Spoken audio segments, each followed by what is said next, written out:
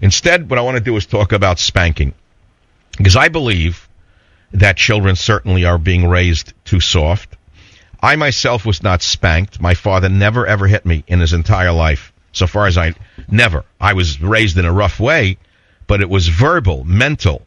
He kept me in line verbally and mentally, but he never spanked me. But there's an article out today from a child psychiatrist which says spanking ups risk of mental disorders, which I don't agree with, incidentally. And they ask the question, which was just published, which is, as a child, how often were you ever pushed, grabbed, shoved, slapped, or hit by your parents or any adult living in your house? Spanking or physical punishment for disciplinary purposes is often described as controversial. Yet some ethnic groups and some people from the old school believe sparing the rod could lead to spoiling the child.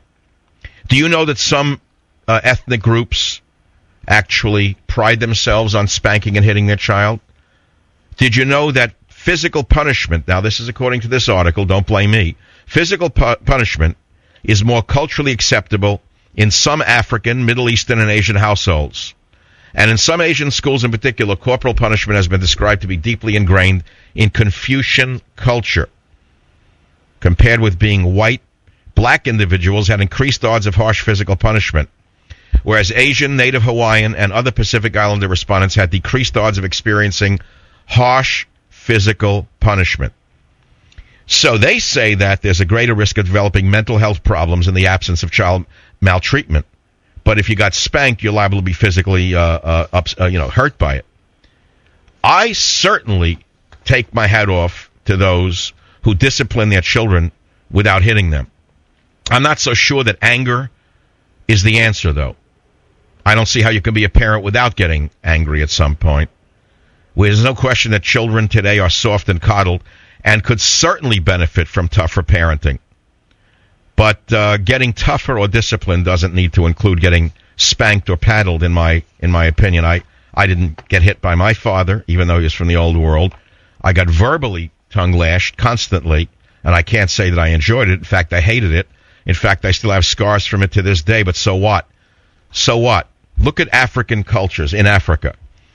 Look at the boys who have physical scars in their bodies from various rituals they had to go through in order to prove they were a man. So in my case, my father gave me mental scars for me to become a tough man. People would say he was overly harsh. It's hard to say.